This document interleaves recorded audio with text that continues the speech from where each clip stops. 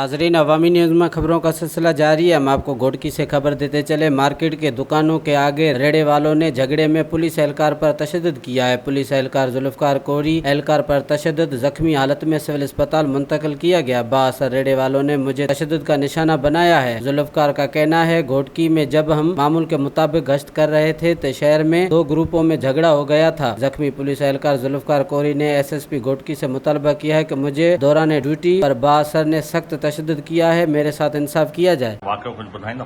सही वाक़ई इहो थियो आहे, शहर में पछड़ी लॻी पई, जंहिंमें मां ईगल ने घुराए वरितो। घोटा बिरादरी हुई आहे, उनखां पोइ सम्झो जा हुया, नालो नबी बख़्श ॿुधाईंदा, रेड़ी हलाईंदो आहे जेका सब्ज़ी जी।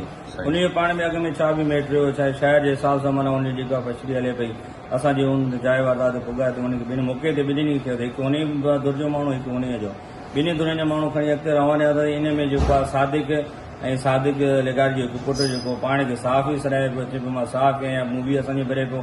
उन खां पोइ असांजी गाॾी जे अॻां अची करे चाबी कढी करे ऐं माण्हू सादिक ऐं सादिक जो पुटु माण्हू असांखे छॾाया। उन खां पोइ असां ते तशद्दुद कयूं, जंहिंमें 15 ऐं 20 मुड़ुस सादिक सां गॾु ॿिया हुया।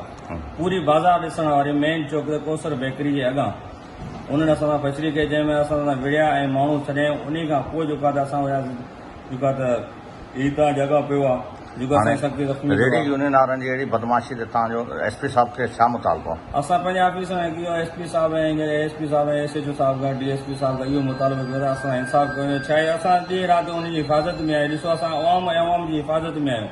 अहिड़ी सूरत में उते लॉकडाउन में जेको आहे त गामा लोगो पियो हुयो, उन सूरत में असां हिनखे चयो त बाबा तव्हां हिते न विढ़ो, जेकी शइ तव्हां जेकी ॻाल्हि आहे थाणे ते कयो हली करे। असां हाणे इहो ई ऑफिसरनि खां पंहिंजनि खां मुतालबो कंदासीं, असां सां इंसाफ़ कयो वञे। ऐं हीउ मुंहिंजो जवान आहे, जीअं असां सॼो ॾींहुं ड्यूटी कंदा आहियूं, अवाम जी हिफ़ाज़त कंदा आहियूं। अॼु असां सां इहो थिए थो त सुभाणे अवाम सां इहो छा कंदा पोइ?